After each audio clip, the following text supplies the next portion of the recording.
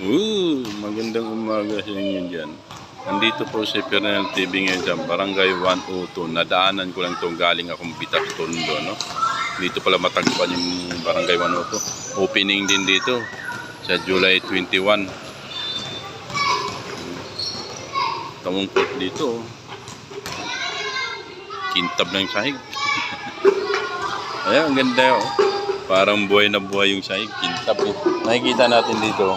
Kasi may liga nga dito na parating. May sapatos pa ng bata o bibim sa araw. Nakikita natin dito mga bata nag-iinsayo na naman maglaro ng basketball. Gawa ngayon may paparating na liga dito. July 20 daw opening dito. Kaya abangan nyo si Fernel TV kung babalik dito ha.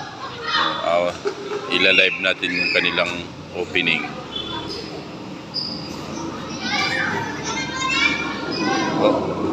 Ayun mga bata naglalaro.